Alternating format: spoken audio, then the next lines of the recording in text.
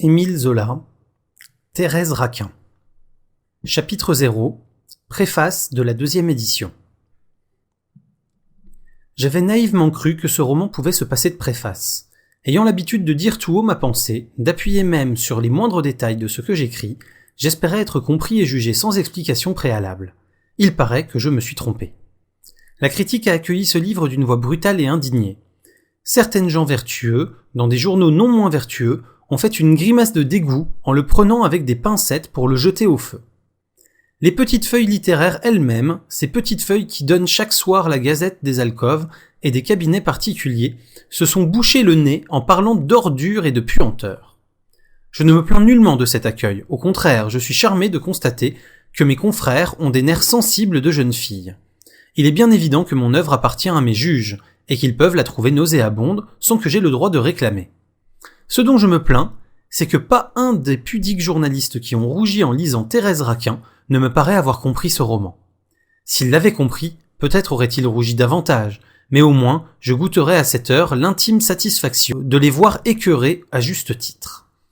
Rien n'est plus irritant que d'entendre d'honnêtes écrivains crier à la dépravation lorsqu'on est intimement persuadé qu'ils crient cela sans savoir à propos de quoi ils le crient. Donc il faut que je présente moi-même mon œuvre à mes juges. Je le ferai en quelques lignes, uniquement pour éviter à l'avenir tout malentendu.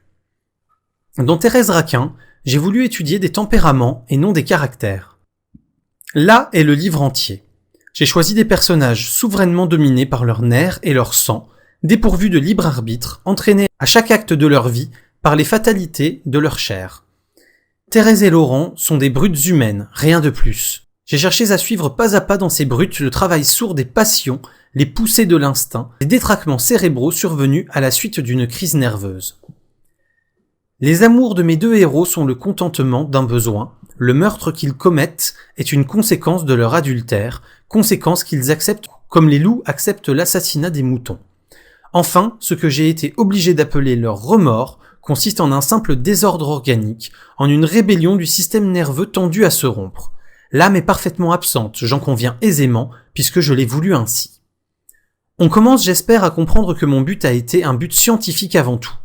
Lorsque mes deux personnages, Thérèse et Laurent, ont été créés, je me suis plu à me poser et à résoudre certains problèmes. Ainsi, j'ai tenté d'expliquer l'union étrange qui peut se produire entre deux tempéraments différents. J'ai montré les troubles profonds d'une nature sanguine au contact d'une nature nerveuse. Qu'on lise le roman avec soin, on verra que chaque chapitre est l'étude d'un cas curieux de physiologie. En un mot, je n'ai eu qu'un désir, étant donné un homme puissant et une femme inassouvis, chercher en eux la bête, ne voir même que la bête, les jeter dans un drame violent et noter scrupuleusement les sensations et les actes de ces êtres. J'ai simplement fait sur deux corps vivants le travail analytique que les chirurgiens font sur des cadavres. Avouez qu'il est dur quand on sort d'un pareil travail tout entier encore aux graves jouissances de la recherche du vrai, d'entendre des gens vous accuser d'avoir eu pour unique but la peinture de tableaux obscènes. Je me suis trouvé dans le cas de ces peintres qui copient des nudités sans qu'un seul désir les effleure et qui restent profondément surpris lorsqu'un critique se déclare scandalisé par les chairs vivantes de leur œuvre. Tant que j'ai écrit Thérèse Raquin, j'ai oublié le monde, je me suis perdu dans la copie exacte et minutieuse de la vie, me donnant tout entier à l'analyse du mécanisme humain, et je vous assure que les amours cruels de Thérèse et de Laurent n'avaient pour moi rien d'immoral, rien qui puisse pousser aux passions mauvaises. L'humanité des modèles disparaissait comme elle disparaît aux yeux de l'artiste qui a une femme nue vautrée devant lui, et qui songe uniquement à mettre cette femme sur sa toile, dans la vérité de ses formes et de ses colorations. Aussi ma surprise a-t-elle été grande quand j'ai entendu traiter mon œuvre de flaques de boue et de sang, d'égout, d'immondice, que sais-je ? Je connais le joli jeu de la critique, je l'ai joué moi-même, mais j'avoue que l'ensemble de l'attaque m'a un peu déconcerté. Quoi ? Il ne s'est pas trouvé un seul de mes confrères pour expliquer mon livre, sinon pour le défendre ? Parmi le concert de voix qui criait « L'auteur de Thérèse Raquin est un misérable hystérique qui se plaît à étaler des pornographies », j'ai vainement attendu une voix qui répondit « Eh non, cet écrivain est un simple analyste qui a pu s'oublier dans la pourriture humaine, mais qui s'y est oublié comme un médecin s'oublie dans un amphithéâtre. » Remarquez que je ne demande nullement la sympathie de la presse pour une œuvre qui répugne, dit-elle à ses sens délicats. Je n'ai point tant d'ambition. Je m'étonne seulement que mes confrères aient fait de moi une sorte d'égoutier littéraire, eux dont les yeux exercés devraient reconnaître en 10 pages les intentions d'un romancier, et je me contente de les supplier humblement de vouloir bien à l'avenir me voir tel que je suis et me discuter pour ce que je suis. Il est facile cependant de comprendre Thérèse Raquin, de se placer sur le terrain de l'observation et de l'analyse, de me montrer mes fautes véritables sans aller ramasser une poignée de boue et me la jeter à la face au nom de la morale. Cela demandait un peu d'intelligence et quelque idée d'ensemble en vraie critique. Le reproche d'immoralité, en matière de science, ne prouve absolument rien. Je ne sais si mon roman est immoral, j'avoue que je ne me suis jamais inquiété de le rendre plus ou moins chaste. Ce que je sais, c'est que je n'ai pas songé un instant à y mettre les saletés qui découvrent les gens moraux. C'est que j'en ai écrit chaque scène, même les plus fiévreuses, avec la seule curiosité du savant. C'est que je défie mes juges d'y trouver une page réellement licencieuse, faite pour les lecteurs de ces petits livres roses, de ces indiscrétions de boudoir et de coulisses qui se tirent à 10 000 exemplaires et que recommandent chaudement les journaux auxquels les vérités de Thérèse Raquin ont donné la nausée. Quelques injures, beaucoup de niaiseries, voilà donc tout ce que j'ai lu jusqu'à ce jour sur mon œuvre. Je le dis ici tranquillement, comme je le dirais à un ami qui me demanderait dans l'intimité ce que je pense de l'attitude de la critique à mon égard.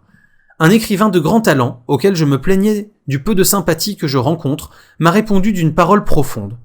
Vous avez un immense défaut qui vous fermera toutes les portes. Vous ne pouvez causer 2 minutes avec un imbécile sans lui faire comprendre qu'il est un imbécile.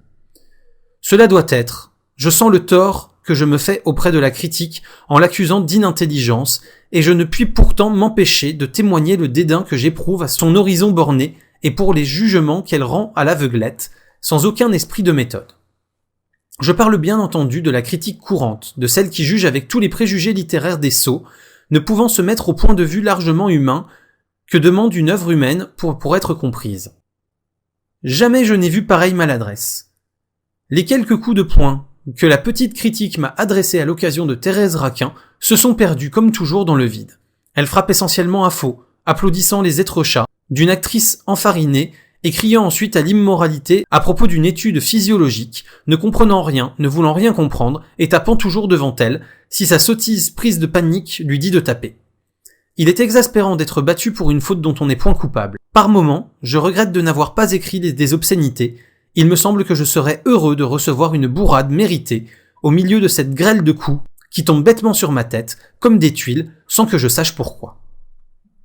Il n'y a guère à notre époque que 2 ou 3 hommes qui puissent lire, comprendre et juger un livre. De ceux-là, je consens à recevoir des leçons, persuadé qu'ils ne parleront pas sans savoir pénétrer mes intentions et préciser les résultats de mes efforts. Ils se garderaient bien de prononcer les grands mots vides de moralité et de pudeur littéraire, ils me reconnaîtraient le droit, en ces temps de liberté dans l'art, de choisir mes sujets où bon me semble, ne me demandant que des œuvres consciencieuses, sachant que la sottise seule nuit à la dignité des lettres. À coup sûr, l'analyse scientifique que j'ai tenté d'appliquer dans Thérèse Raquin ne les surprendrait pas. Ils y trouveraient la méthode moderne, l'outil d'enquête universel dont le siècle se sert avec tant de fièvre pour trouer l'avenir. Quelles que dussent être leurs conclusions, ils admettraient mon point de départ, l'étude du tempérament et des modifications profondes de l'organisme sous la pression des milieux et des circonstances. Je me trouverais en face de véritables juges, d'hommes cherchant de bonne foi la vérité, sans puérilité ni fausse honte, ne croyant pas devoir se montrer écœurés du spectacle de pièces d'anatomie nues et vivantes. L'étude sincère purifie tout, comme le feu. Certes, devant le tribunal que je me plais à rêver en ce moment, mon œuvre serait bien humble. J'appellerais sur elle toute la sévérité des critiques, je voudrais qu'elle en sortît noire de rature. Mais au moins, j'aurais eu la joie profonde de me savoir critiquer pour ce que j'ai tenté de faire, et non pour ce que je n'ai pas fait. Il me semble que j'entends, dès maintenant, la sentence de la grande critique, de la critique méthodique et naturaliste qui a renouvelé les sciences, l'histoire et la littérature. Thérèse Raquin est l'étude d'un cas trop exceptionnel. Le drame de la vie moderne est plus souple, moins enfermé dans l'horreur et la folie. De pareils cas se rejettent au second plan d'une œuvre. Le désir de ne rien perdre de ses observations a poussé l'auteur à mettre chaque détail en avant, ce qui a donné encore plus de tension et d'âpreté à l'ensemble. D'autre part, le style n'a pas la simplicité que demande un roman d'analyse. Il faudrait en somme, pour que l'écrivain fît maintenant un bon roman, qu'il vît la société d'un coup d'œil plus large, qu'il ne peignît sous ses aspects nombreux et variés, et surtout qu'il déployât une langue nette et naturelle. Je voulais répondre en 20 lignes à des attaques irritantes par leur naïve mauvaise foi, et je m'aperçois que je me mets à causer avec moi-même, comme cela m'arrive toujours lorsque je garde trop longtemps une plume à la main. Je m'arrête, sachant que les lecteurs n'aiment pas cela. Si j'avais eu la volonté et le loisir d'écrire un manifeste, peut-être aurais-je essayé de défendre ce qu'un journaliste, en parlant de Thérèse Raquin, a nommé « la littérature putride ». D'ailleurs, à quoi bon ? Le groupe d'écrivains naturalistes auquel j'ai l'honneur d'appartenir a assez de courage et d'activité pour produire des œuvres fortes, portant en elles leur défense. Il faut tout le parti pris d'aveuglement d'une certaine critique pour forcer un romancier à faire une préface. Puisque par amour de la clarté j'ai commis la faute d'en écrire une, je réclame le pardon des gens d'intelligence qui n'ont pas besoin de voir clair qu'on leur allume une lanterne en plein jour. Émile Zola.